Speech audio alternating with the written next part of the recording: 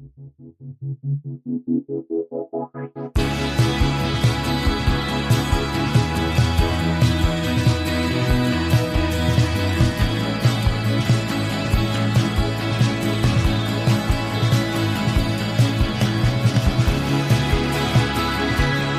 to 100 Words or Less with Ray Harkins.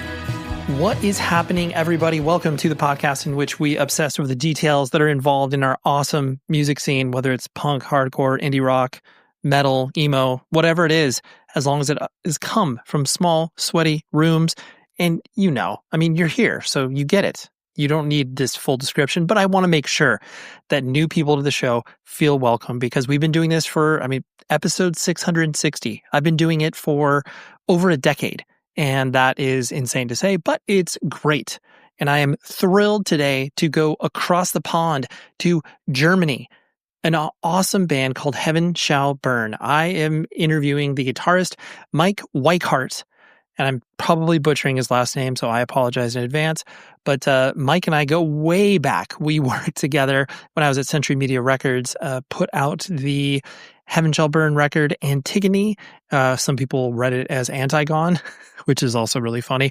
But Heaven Shall Burn, for those that are uninitiated, they are a force to be reckoned with. They are like metalcore pioneers, but they also are a incredibly ethical bunch of dudes. Like, this is not just your average metalcore band.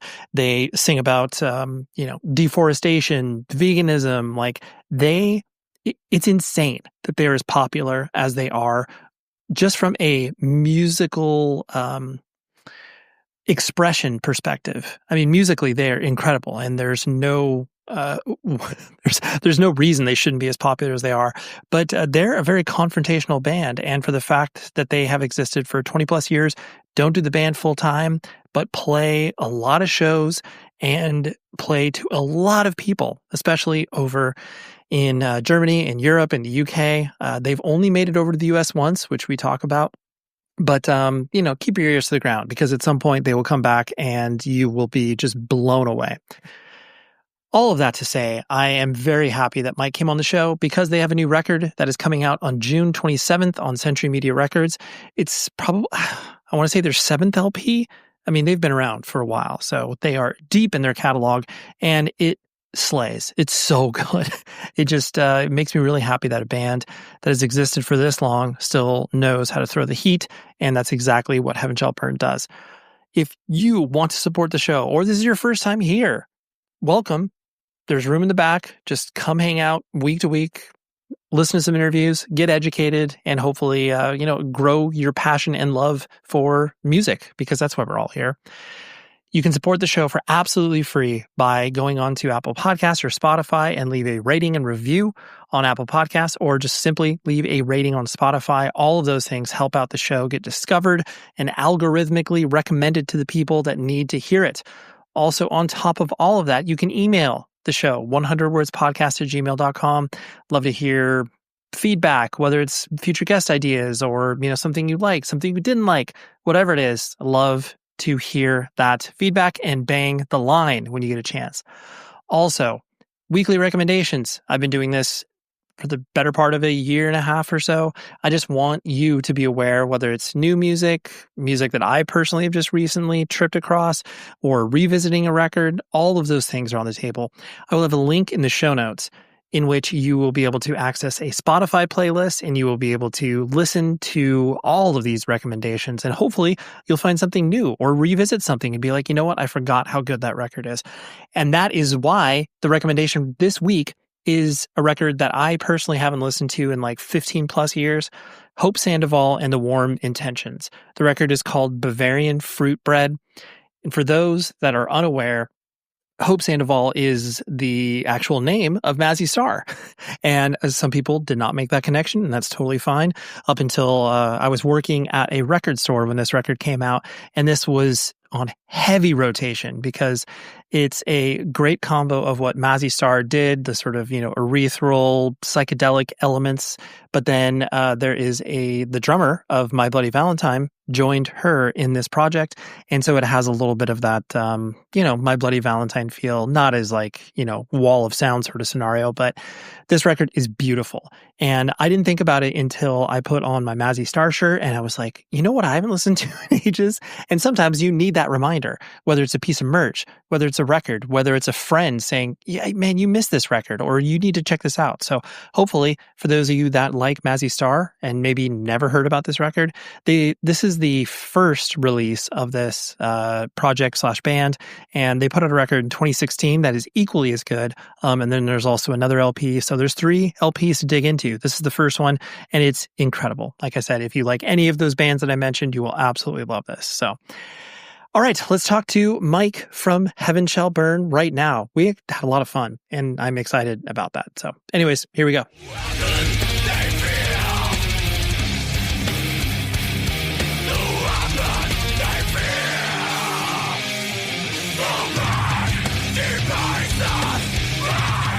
Obviously, we worked together when I was at Century Media Records, and it was one of those things where I was excited because I was already a fan of the band, and I was happy to be working with you guys. But what impressed me is that, even though you guys have grown so much since then and have put out more records and toured more and, just been a band longer, you are still the same band as when you started. And that's weird. Like, that's not normal. Yeah. And, go on. Sorry. Yeah. Go. Yeah. Yeah. I know. The only thing I was going to say was that just like, because that's not normal, is that, has that just been really easy for you guys to, I guess, be a band and like not change? Like, you've progressed musically, but you haven't changed, like where so many other bands feel like they have to follow the trends. How have you guys not done that? I mean, you shouldn't compare us to other bands. Maybe you should compare us to, I don't know, some pinballs playing bowling or something like that. So we're like friends being together, playing in a band, meeting every Thursday, like other people do for, I don't know, for soccer or rugby or bowling or something like that, table tennis.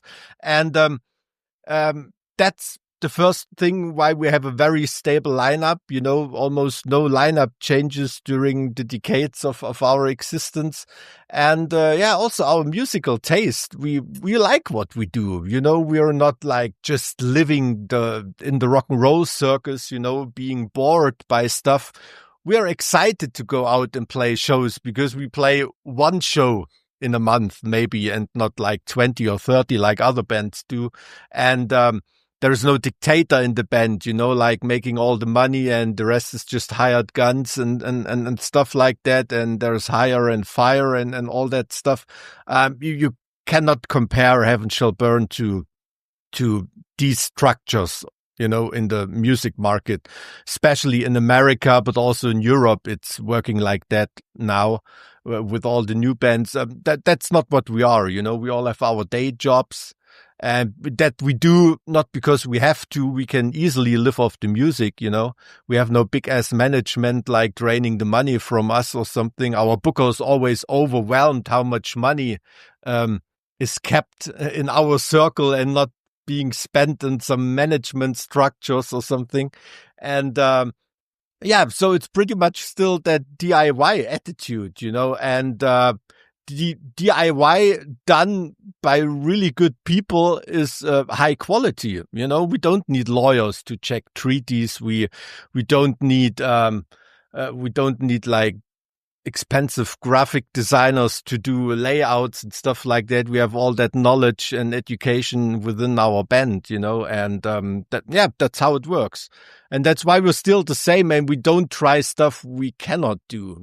It's like, I don't know, like Heinz ketchup, maybe. We developed the recipe that people like, that is successful, and why should we change it? There's enough people that like it, and so we don't look for growth in like very desperately. the first thing we want to do is to satisfy our old fans, and then we maybe look for some new additions, some experiments, but like our old fans come first and they're served first, and everybody who puts a Heaven Shall Burn CD in, no matter if it's 20 years old or the new one, will instantly realize, okay, that's Heaven Shall Burn playing, you know. Some people call it stagnation. We call it being true, you know, and to the recipe. And so there's a few bands around sticking to that dogma, you know, like Cannibal Corpse, for example, or something like that, who wants like a prog rock album from Cannibal Corpse, you know. So come on. Yeah. That's not what you want to buy, you know, and that's the same for Heaven Shall Burn. Yeah.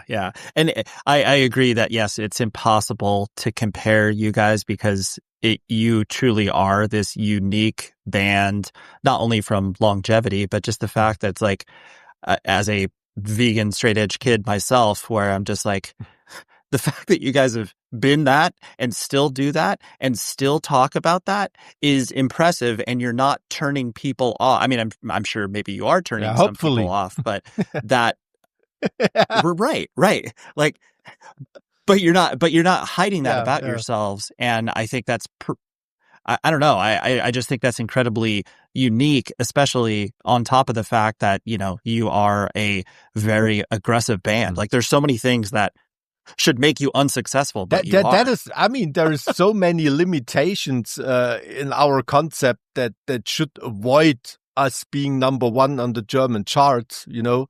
But somehow that's a selling point, you know. Like in the end, that true feelings like prevail, you know, and people see what is true and what's not true, and we are selling real feelings, you know.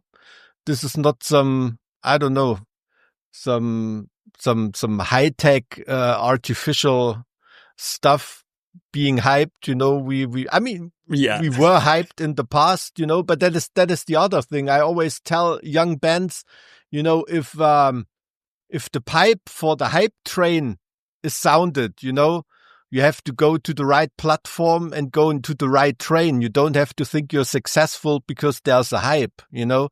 Hype is not success. Success is after the hype, being on a higher level and staying there, you know.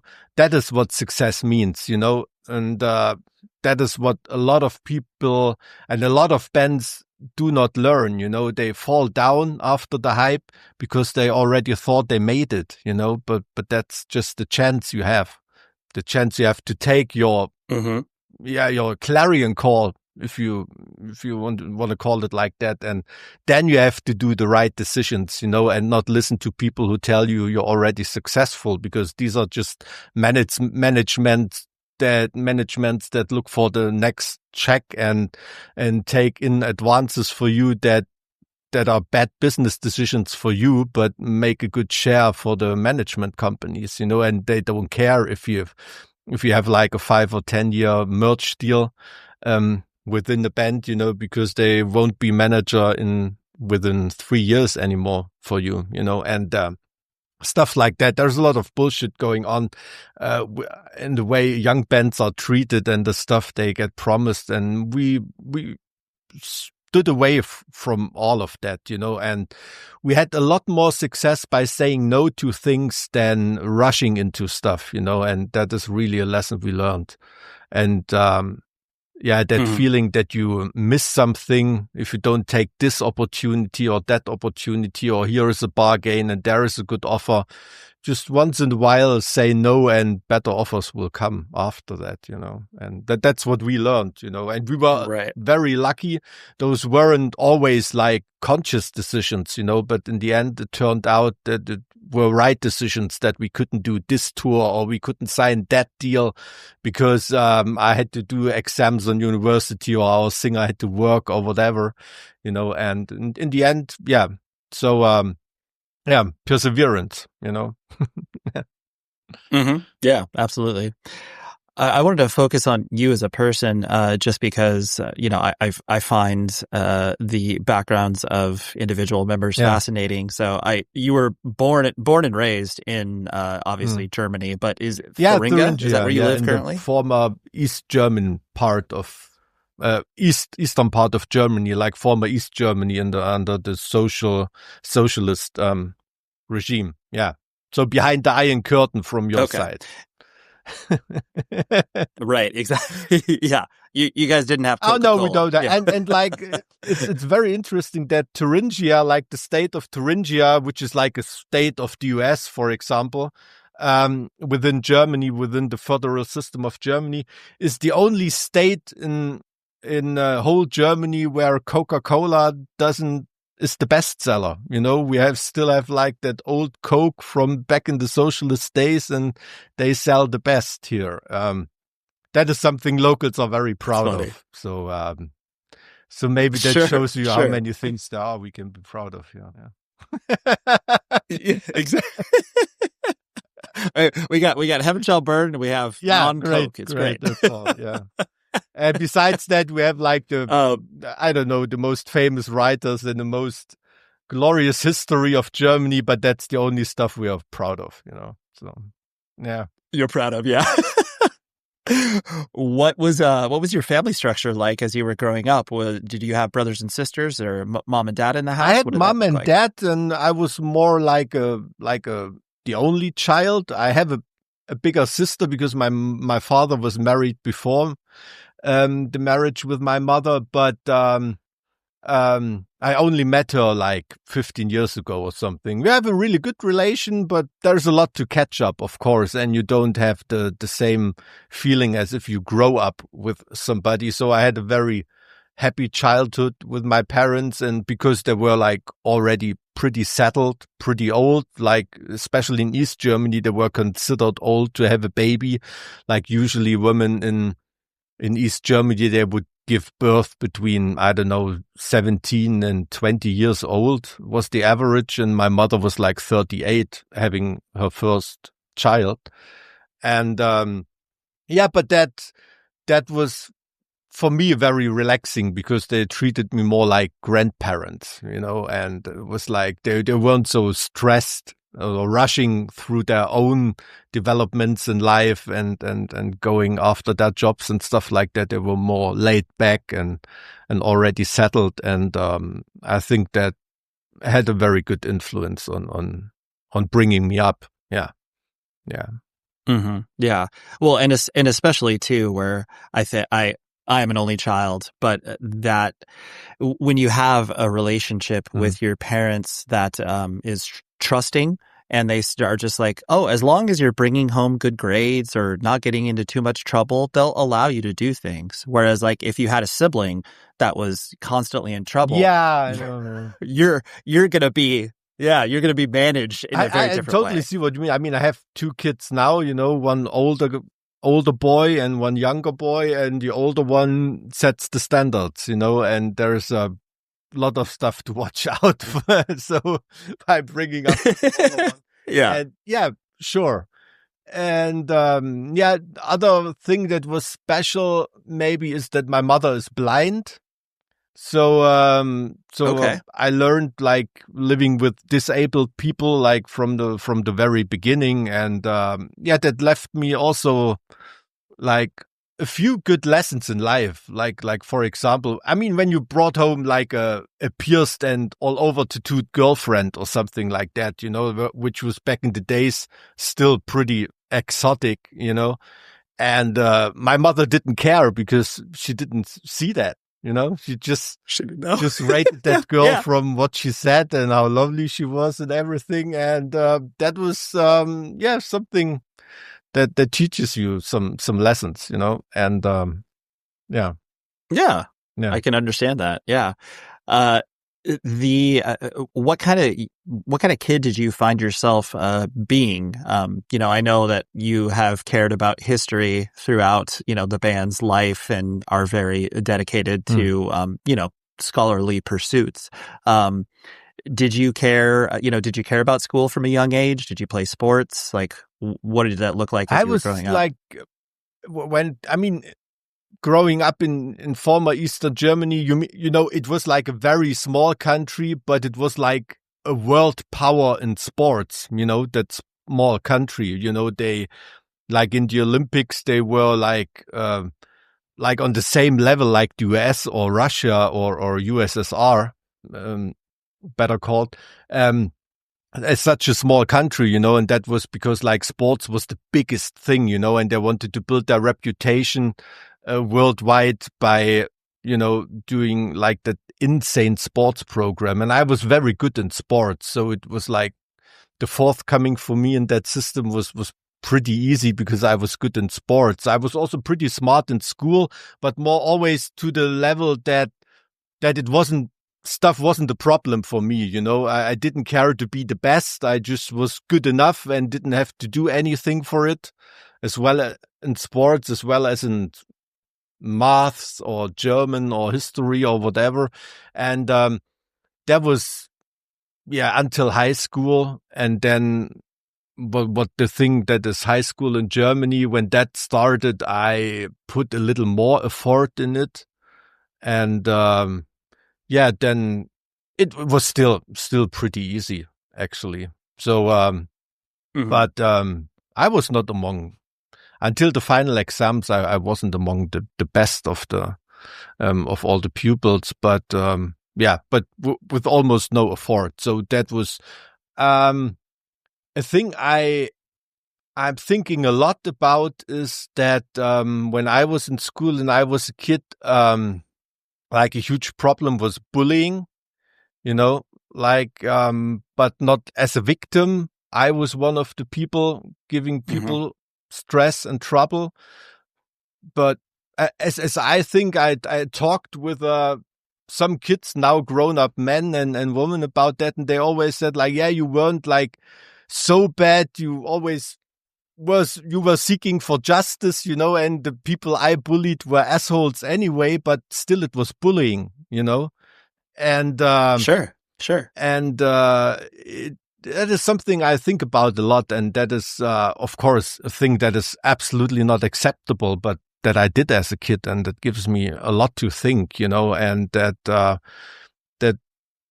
makes me aware of situations like that, and I always try to help people. And it's not so easy. I mean, there is of course, and it's a good thing that there are a lot of organizations and activities for people that were bullied and being bullied, but like counseling for people who were the wrongdoers, you know, who were the bullies and all that stuff. There is not so much you can talk to and not so much information you can find, you know. So that is maybe something one should work on, you know. So yeah, especially because you. Every kid is stupid, absolutely, and you have no idea I was what you're doing. As I said, nothing was a problem for me, and I could not relate to kids who had their problems, you know, who had problems at home, who had problems in school, who had problems at sports. You don't think about that, you know, you're just stupid. Of course, my parents tried to push me in the right direction, and they did finally, you know, but that was a process, and during that process, I did some hurt, you know, and I'm very sorry about that. And I talked a lot to people, to victims, and it meant a lot to them, coming up to them like a lot later and like confessing that something was unjust and that you're sorry about. It means a lot to some people, and that is necessary. Yeah. What brings our friends at evilgreed.net back week after week is the fact that they know that you need to go to their website first and foremost, because they are an amazing place where bands sell vinyl, they sell shirts, they sell hoodies. There are so many things that you can get involved in there and purchase, but they don't open their doors up to every band in the world. They work with what I like to call cool, artistic, heavy stuff. And I can guarantee you listening to this show will find so much value in what they do. They're based in Berlin, Germany. They are incredibly awesome humans. But on top of all of that, say you're sitting in the United States, you're sitting in California, New York, wherever, and you're like, man, that's going to cost me an arm and a leg to ship it over to me here in the States. The shipping rates to us right now are very advantageous. I have ordered from them in California, and I've got it into like, I don't know, 9-10 days. It's incredible. So whether you're fans of bands like, Speed or Knock Loose, or maybe you're on the more metal tip with like Blood Incantation or Nails, trust me, you listen to the show, you need to go to evilgreed.net and just have your mind blown. So evilgreed.net, we love them. They love us. It's a mutual love fest. And that's why you need to go visit evilgreed.net. Well, that's not the reason why. You can get cool merch, but you get it. When did you get exposed to, I mean, I know you obviously like metal, but clearly have come from the punk and hardcore scene.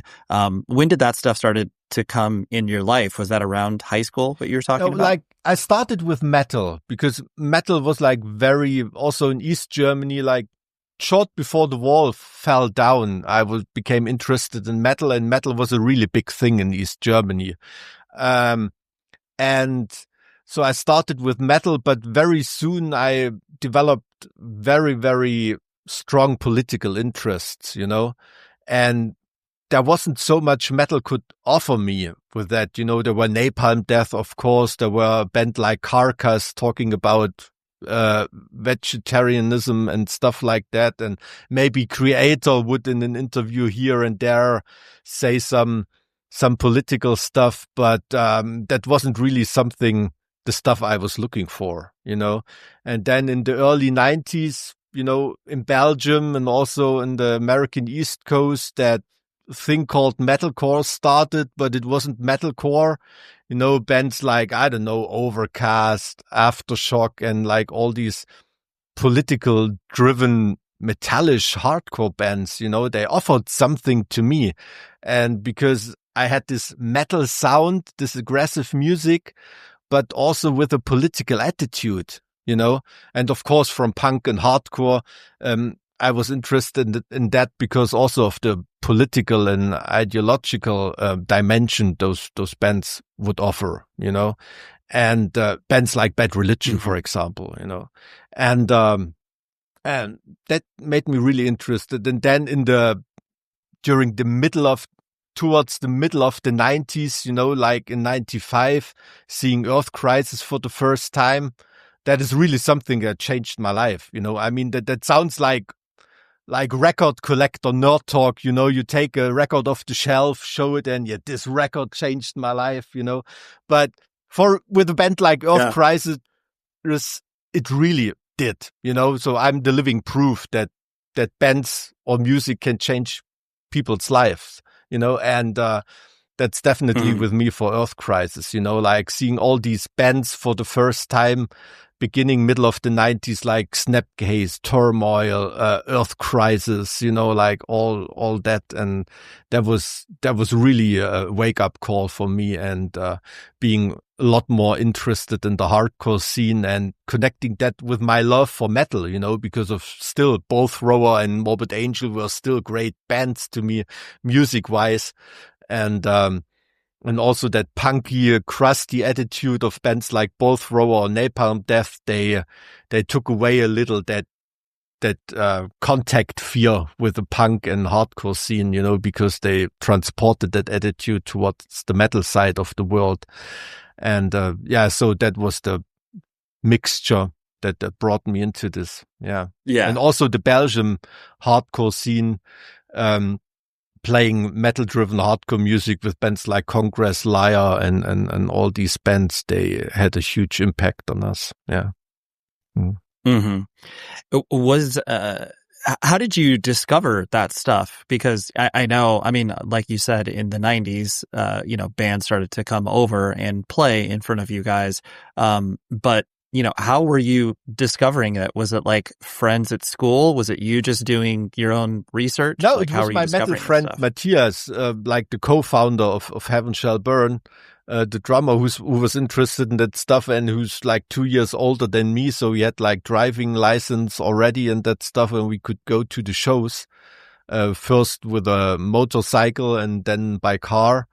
And and luckily enough, like all these bands played shows not so far away from us, somewhere in the middle of nowhere, some hillbilly town in Thuringia, called Schleiz, where like an active local hardcore scene organized shows, and you just drove to some hillbilly town and I don't know, you saw bands like Refused, and Earth Crisis and Despair and like the 1,000 bands from Scott Vogel, playing there, and that was just great, Yeah.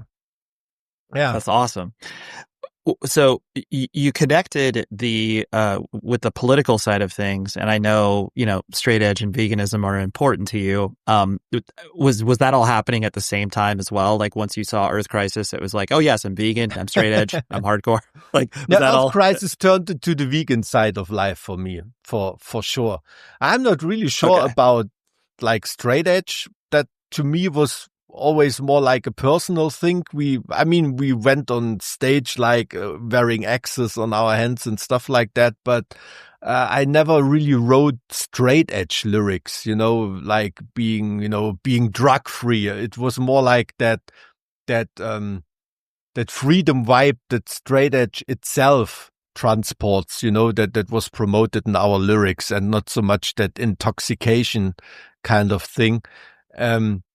So being vegetarian for me was first actually more like a feeling of like I wanted to be different, and I'm really from the mountains, Thuringia is like a mixture of Colorado and Montana, and like mountains and just, people eat insane amounts of meat and sausages and stuff like that. And like, denying that is like the biggest middle finger you can show anybody here, and that's what I choose. That was even worse than if I had my face tattooed all over, it wouldn't be as stigmatic than not eating meat, So right. That's what I chose, and that was like making people really, really pissed off, so that's why I started vegetarianism, and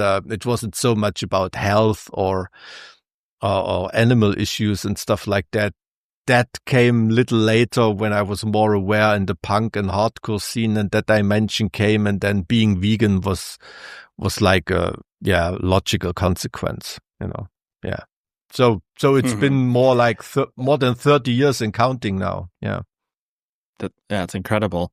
How did your parents react to you? Like, especially probably once you started to, play in bands and everything. Obviously they were permissive and they allowed you to do these things, but were they concerned about what you were doing and like, oh my gosh, he's getting into some weird stuff? Of course they were concerned. I mean, you have to consider that when I started listening to metal music, or also started making metal music and wearing like all these strange shirts with like the strange symbols, like that black metal band Absurd, also came up in Thuringia, who killed people, in the name of Satanism, and like the Yellow Press covered that all over, and all of a sudden so many people, so many teachers in school were so like, I don't know, caring about me, and trying Right. to get me away from Satan and all that stuff. And it was hilarious. Really, it was really hilarious. Mm-hmm. Thankfully, my mother, she's blind. She doesn't read too much newspapers, and but of course she hears stuff, and talks to people. But my father always had like a huge abhorrence and disgust towards Yellow Press stuff and everything. So he didn't. That was actually like a really, really cool move from my father to trust more in me than into the media. And that shows what a close connection we had, but because he didn't need the media or something to tell him how I feel and what is wrong with me. You know, he knew me well enough to see if I feel right and if I do the right things and if I can be trusted, and that the Morbid Angel shirt doesn't mean that I would kill my little cousin on an altar of sacrifice, you know. So Right. Yeah. yeah, but that He knew you for you. But that was a strange time. That was a really strange time, but also a really cool time, you know, because Dismember shirt was enough to piss people off and make them afraid, you know. So I mean, that's great. Yeah. It is, absolutely. Yeah. I mean, especially you being a vegetarian wearing a Dismember shirt, people were just like, "Oh my God, who is this kid?" That was fun. Yeah. Yeah. Once you started to, Heaven Shall Burn started to form and play shows and, start to be more active in the scene. Was it, when did you notice, I guess, people starting to pay attention to what you guys were doing? Was it, relatively early on, with the split with Caliban? Like, where did you notice that, like, people were gravitating towards the band and it wasn't just your friends? I recall very, very clearly the moment or the day, the first time I saw somebody with a Heaven Shall Burn shirt that I never saw before in my life, you know. Before I knew the people at least from shows, like from saying hi and something, and there was somebody wearing the shirt and I had no idea who that is, you know. And that was a strange sign. That there's always some milestones in a band's career that show some certain point of progression, you know. And like meeting somebody with a shirt you don't know is definitely one of that. Another one is like seeing your band on television or hearing it in the radio. One really other strange point, sign that we approached to the pop culture was that some friend sent me a snippet from some random porn movie where some guy wore a Heaven Shall Burn shirt just randomly. That's incredible. I don't know. It was gross. But yeah, so, and of course, then other milestones like headlining the Wacken Festival or like being in the charts for the very first time, the real charts and everything. And right. Yeah, but it was, we stepped into a hype and we had no idea about it, you know? So we just played that kind of primitive metal with like a very, very, very heavy loaded political attitude and message. And that became metalcore and we had no idea about it, you know, that we are on a train that creates something together with a bunch of other bands, you know. So we totally were not aware of the process, and all of a sudden stuff goes off around you, you know. Numbers get higher and higher in every dimension, you know, like turnouts at shows, merch sales, record sales and all that stuff. And that was just crazy, you know. And thankfully it didn't corrupt us or made us, as I said, didn't made us jump into the wrong hype train and staying down to earth. Of course. Maybe that was also because not long before that, you know, maybe 10 years before, we witnessed how the wall came down, how systems can change from one day to another, from socialism to capitalism, how fast the world moves, you know. So we didn't believe in that success that much. And maybe that kept our feet on the ground, you know, because we knew things can change. Yeah, even the whole world can change from one day overnight to the other, you know. So I was thinking about that a lot because there were other very successful bands in the beginning and they didn't go the way we did, you know, and nobody knows them today. And that is strange sometimes. Like bands a lot more talented than us with a lot more potential than us, you know, but somehow they didn't make it. Yeah. Yeah. Oh, yeah, absolutely. And when you started to experience that success and start to tour, like you guys have always been very, very clear in how you wanted to approach touring. And like you said, playing one show a month or whatever. Was that always like, did you ever have that difficult conversation internally with the band of being like, hey, we're never going to be the band that's touring 250 days out of the year? Or did that just like everyone agreed to that immediately? Like, how was that?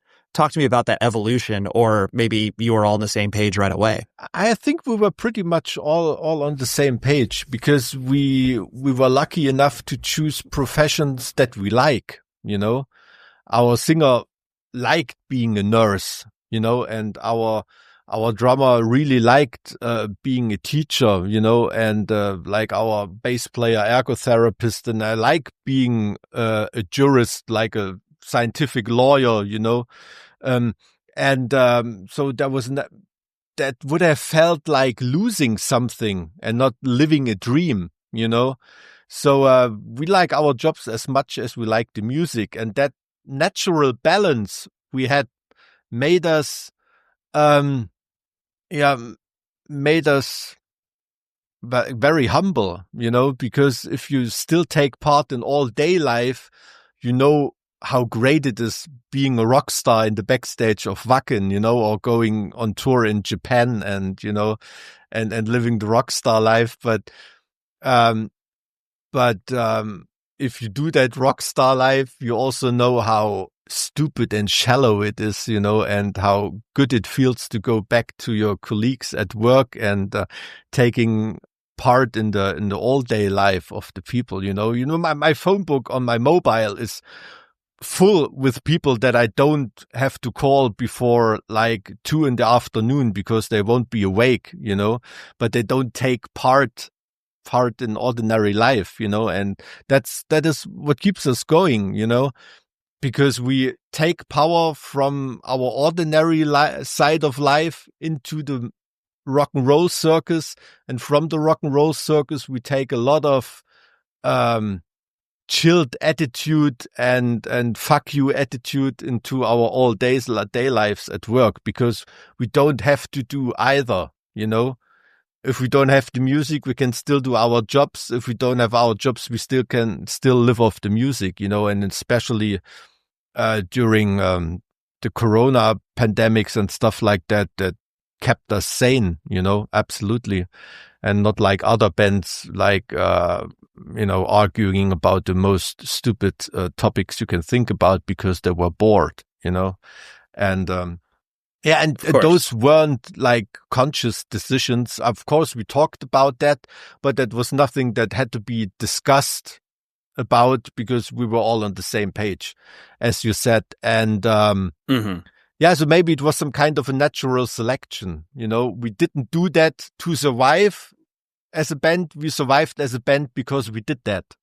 Something about getting older is really interesting because merch, it's always been important to me. I've talked about it ad nauseum in these ad reads and also in the actual episode as well. But rockabilia.com has now taken on a new meaning for me. First off, use this promo code 100 words or less. That's the number 100 words or less. That gets you 10% off your first order.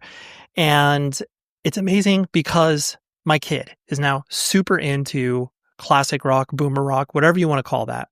And I was able to expose him to rockabilia.com, and he ordered, I'm not even exaggerating, probably like $150 worth of merch. It was his own money, by the way. He wasn't just riding off my coattails, but he ordered a Who shirt. He ordered a Rolling Stones zip up, all this stuff. But that is the reason why rockabilia.com is so awesome, because they offer everything for everybody. I don't care if you're into hardcore, punk, metal, classic rock, hip hop, they got it for you. And it's all officially licensed, high quality stuff. When my kid's order landed on the doorstep, I saw this Who shirt and I was like, dude, this is the real deal. It's awesome. It's so incredibly cool to watch this full circle moment of merch being important to a different generation that, arguably doesn't care about merch. I mean, they care about some merch, but you get the point. Go to rockabilia.com, shop for yourself, shop for your family, shop for your friends, and I can guarantee you will find so many things for these awesome people. They ship it from the Midwest here in the United States of America. It gets to you very fast, amazing customer service if you run into any issues. I just love this company so much. And now it's adding even more value to my life, my kid's life. It's great. Rockabilia.com is the place. 100 words or less is the promo code. Go do it. I think what most people probably look at is the pursuit of success is defined by people not working. Yeah. Where it's like, if you become successful and so like you guys, because you derive or because you get different pleasure out of the different aspects of your life, you want to try to do it all as opposed to just one or the other. But I think so many people just chase if I don't, if I'm successful with the artistic life, then I won't have to go to a day job. But it's like then you all are living a whole different life that maybe not is giving you inspiration to write more music. Yeah, so we are not a band that has to do a record, and I'm not the lawyer that has to go to work, which is the best indication, like for a pure motivation on both sides, like I do that because it's my passion, the music and the law stuff, and not because I have to do it. And that's a gift, and the absurd thing is that the bigger the band gets, the more success we have, the easier it is to manage these two sides, because now we are the headlining band, festivals ask, what day you want to play, and there's no other people's schedules we have to fit in, we make the schedules, and that makes things even easier, and of course it's also connected with sacrifices. I mean, some people listening to us maybe think, what is this guy talking about? Who's Heaven Shall Burn? Of course, in Germany, we are a really big band, but in the US or the rest of the world, or in South America, we are a well-recognized metalcore band, but not like ranked or rated among the big ones, of course not. But that is some of the sacrifices we did, because we only focused on the core of the German-speaking parts of Europe, or maybe France and Poland and Czech Republic, Austria, Switzerland, and some Scandinavia, little UK, and we are a big band there. But our time is not enough to conquer the American market or like being superstars in Asia or something like that. That's then the time is only enough to be a well-recognized and respected band, but not a big player. Yeah. Mm-hmm. Yeah. And that actually, I was going to ask you about your only North America or your only United States tour, that I was fortunate enough to work alongside of you guys, but then also was one of the most stressful times in my life. I see. Yeah. But do you look at that, like, what do you remember about that experience coming over to the US? I know that it is so different touring, here in America than it is everywhere else. But what do you remember about, playing those shows back? Because that was like 2006, I want to say. I can't remember exactly. Yeah, but when, I toured the US only once, and that was not with Heaven Shall Burn. I had to stand-in guitarist because my father died in around that time, and I couldn't make it on tour. That's right. And but I played bass guitar for Caliban on their, I think, first American tour, which was like interrupted right in the middle by September 11th.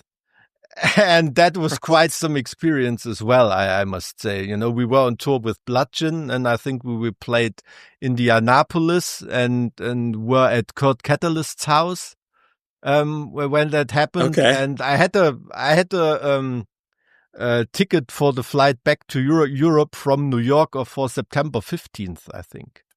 And I wasn't the first plane that left New York, like on a regular basis again. Like there were people like offering me like $10,000 for the plane ticket, but They could have offered like 100,000. I just wanted to go away, and we still drove by like the smoking debris, of the World Trade Center. It was really like surreal for me, like as a European. And you don't know if World War III starts, and you're on the wrong side of the Atlantic from my point of view. And I just wanted to go home, And, but there was still some time before that to collect impressions on tour, and like the amount of shit you have to eat as a band touring America is just incredible.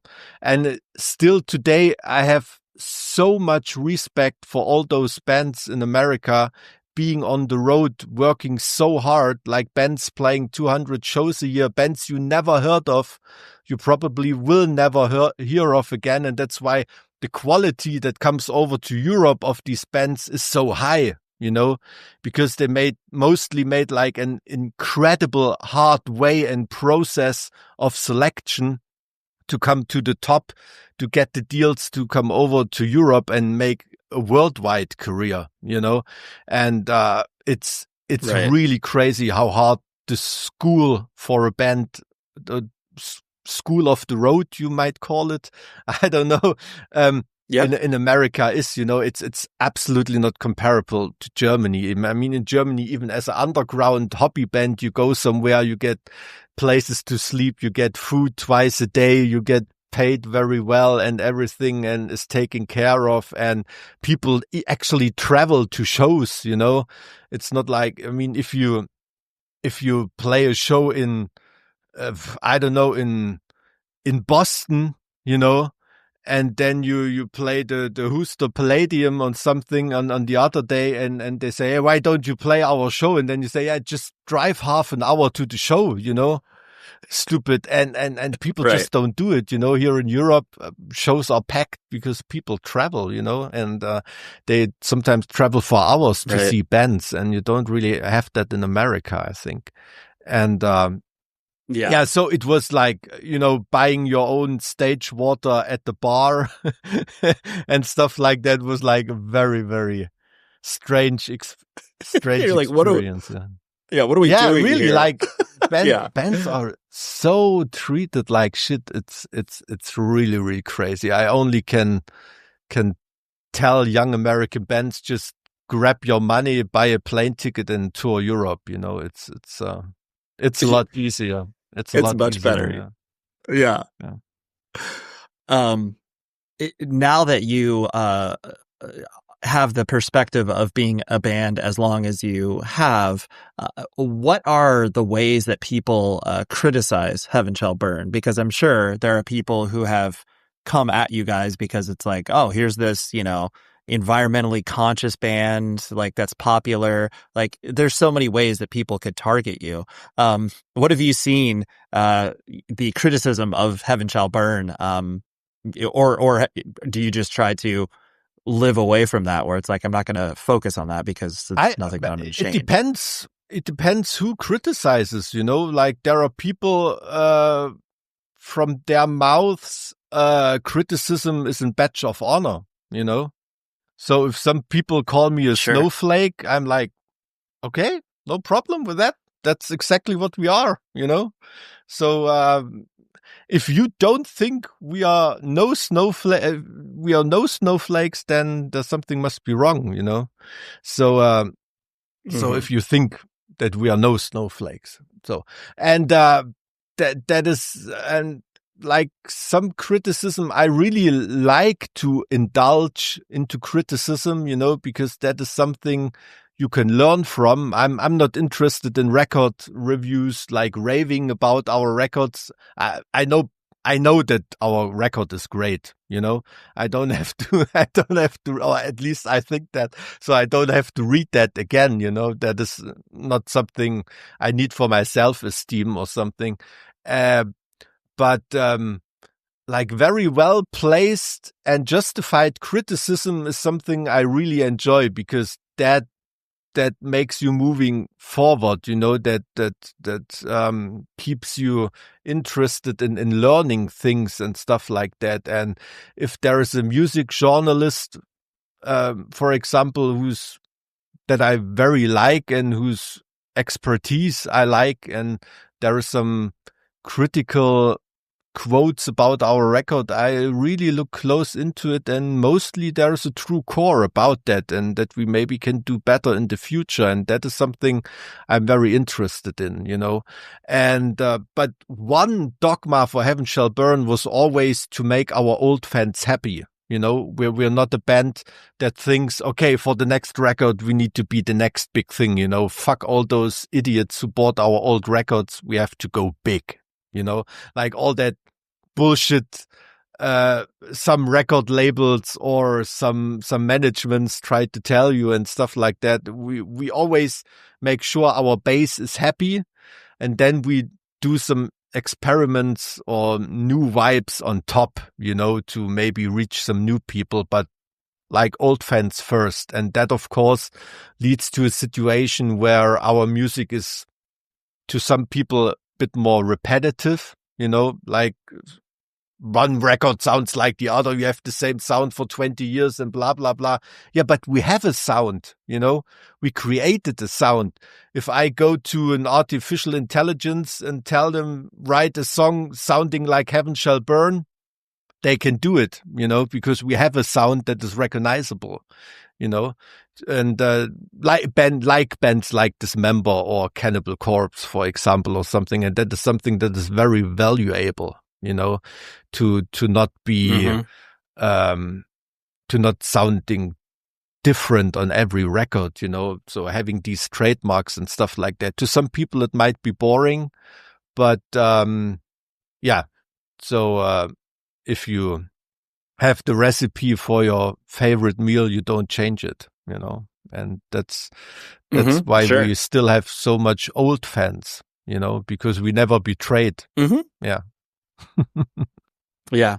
Well, and truthfully too, I think Europe and Germany in particular, they have a longer memory. They support bands for a much longer period of time. Yes, of course, there's always a desire for new music, new bands, or what have you, but there's always the respect that is given for the bands that came before. And I think that really is apparent in Europe and Germany. Bands like Manowar, they survived for decades only in Spain and Germany and countries like that. I mean, David Hasselhoff is still big here, like that. That's the level of trueness people have. He deserved it. Great guy. But you know what I mean? It's, and that is something, that makes us very, very happy. And we're very lucky to be like, right in the middle of these true music lovers, here in Europe, especially in Germany. Yeah. Yeah. Like you said, your day job, you've been working in law for many years, and you know how to work and then also still be creative. Because I know sometimes people have difficulty switching between their creative brain and their more analytical brain. There's two questions here. Was that always, I guess, easy for you to kind of switch between those two? And then the second question is, have people recognized you from the law profession, your average civilian that's like, hey, you're in Heaven Shall Burn, aren't you? I had that. Yeah. I had that one okay, a few times. But like there are these strange networks, especially in academic connections and universities and stuff like that. I think you can almost found like a vegan straight edge university, like with people from the old days, like virtual university. And there is once in a while people reaching out to me. Also in the law world I live in, that were part of the scene back in the days, and that's always exciting to talk about the old days. And I mean, I'm not a lawyer with doing divorces and being in court and stuff like that. In Germany, like being a lawyer is very different. You are trained to become a judge, so you have to work for like 2 years as a judge. And then you can actually also be a judge, but that is something I cannot do because the band just consumes too much time, So that was something I would have been interested as well, but that's a dream that will not become true. But so I always choose the law jobs that are very creative, so that creative thinking for me doesn't stop when I go into my office, and I work for the Ministry of the Environment in the state of Thuringia. So I'm a lawyer for nature protection law, and I just go there with my Sea Shepherd hoodie. I'm not wearing a suit or something like that. So right. This has long time been like a Green Party led ministry, and so yeah, it's pretty easy and alternative. So and it's not ordinary law work. It's a lot about like thinking about new legislations, like about embodying new laws and stuff like that. So it's still also very creative work, and like bringing my persuasions about the environment, about the protection and preservation of environment into life, or at least to try to persuade people to do so, Yeah. Yeah. Well, you can be like, I'll give you a record where we sing about this, and I'll maybe convince you by playing my guitar at you. The last couple things I wanted to hit on was the watching hardcore and especially, aggressive music in general become as popular as it ever has been throughout probably our lives. How are you, how do you observe that? Like, is it just wild for you to see these other bands, whether it's internationally or whether it's obviously in Germany and other places you observe, how accepted, I guess, hardcore and aggressive music is now versus, 10 to 15 years ago? Or is that not something you pay attention to? I think the past years really, or past decades almost, made me really aware of how different the origins of the people within the scenes are, like the metal scene compared to the hardcore and punk scene, like that's maybe true for Europe. I don't know about America. So just to my point of view is, of course, like based on my experiences here in Europe. The metal scene is like very, very rooted in like the real workers scene, like really people like from the working class and stuff like that. And hardcore and punk is like very middle class, upper middle class, and like almost some rich kids in between and stuff like that.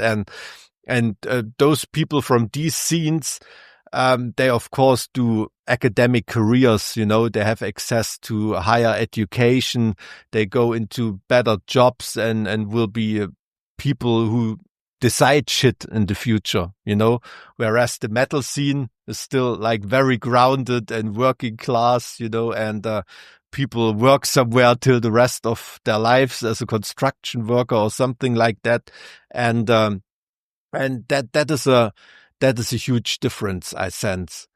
And that's why, I mean, just take a band like Turnstile, for example, that is a band that gives a reminiscence, like remembrance for like, to me, old rich people to the cool days they spent with hardcore, Nothing negative about that band. I enjoy it as well, but that's the formula of their success, not because they are very innovative or something, but they spread some kind of nostalgia to people who now have the money to spend, to spend that for the consumption, Yeah, Going and to shows, I don't know, right, exactly. don't know a metalhead buying hardcore records for $5,000 or something like that. But I know a shitload of hardcore and punk people doing that stuff, which is the opposite of collecting records to me, just paying insane amount of money to some record, And So these perversions are more in the hardcore and punk scenes. I don't sense that in the metal, and that's why. Yeah. So the point I want to make is that that especially hardcore and punk music is a lot more written and reported about, and a lot more shown in high class media, because the former consumers and protagonists, is that a word, of the scenes, they now are in the positions to lead these companies who offer these media outlets, and that's why maybe you have the impression it's a lot more accepted, Yeah. Oh, no, it's true. And it's now that that scene, because metal is obviously older than, punk and hardcore. Yeah. So now you have these people, the scene has been able to last long enough to where, like you said, the people who grew up in the 90s listening to, Minor Threat and Black Flag and everything else can then be like, oh yes, I work a corporate job, or and then I can spend thousands of dollars because I need the Gorilla Biscuits on purple. But you know what I mean. I'm not that analysis of mine is not like judging anything. Nothing is better than the other. It's just what I feel. Yeah, it's just a fact. Just what I feel, that in the end, hardcore was like a lot of fun for a lot of rich kids, and that is something we were different. I had that conversation with a friend from a Polish band called Sunrise from back in the days, like a very back in the days famous metalcore band as well from Poland. And they had the same experiences like us, because we came from the former socialist countries, and we weren't like middle class rich kids from somewhere, we were like from the working class, having no money to go on tour or buy fancy instruments and all that stuff, and then all of a sudden you meet a band like Archangel, where they come with like Lacoste shirts and like the new rectifier amplifiers and all that stuff and all that fancy stuff.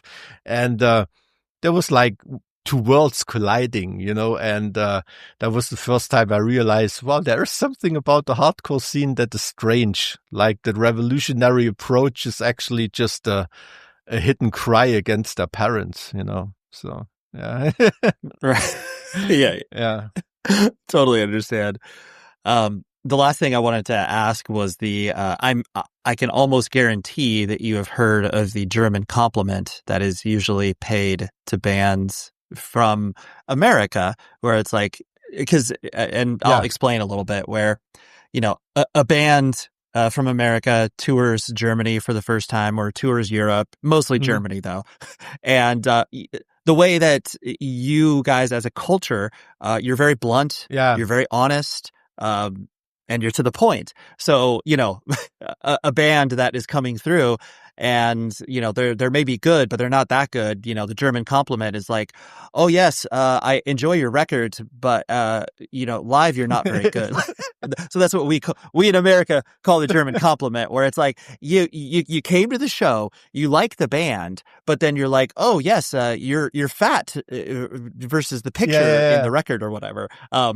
Yeah. Have you experienced, maybe you haven't heard the word German compliment, but, do you recognize that about that's how Germany works. Okay. Like, usually if you lie on your profile on Tinder, then German Tinder dates are a lot shorter than in the rest of the world. Absolutely. That's not a cliche. Yeah. We're very, very direct. It saves a lot of time. It does. Yeah, and it leads to funny situations as well if you're on tour with American bands, like when they just, come to complain about something, and it's not really a problem at all, but maybe consider blah. Just say what you want. Where's the problem? And yeah, it's worlds colliding sometimes, but that's very interesting, and the German bluntness doesn't always help, so sometimes you have to learn and to adapt, of course. Yeah, exactly. Yes, Americans will say 3 minutes worth of statements and then arrive at a conclusion, whereas you would say it in 30 seconds, and it might be a little harsher, but people understand what you're saying. It's exactly like we usually come along very well with Japanese companies and bands and stuff like that, because they have the same kind of not straightforward attitude. They don't say no to you or something like that, but they have that punctuality and like being to impress people more with being on point than just having like a big warm-up conversations and stuff like that, you know. Like, for example, when we played that festival in Japan, and there was like a very early lobby call for 6 bands or something to be transported to the next show. And of course, there was a big party the night before and everything. And we were the only band being in the lobby at 6 o'clock, you know. And the Japanese guy was like, "Oh, you're the German band, right?"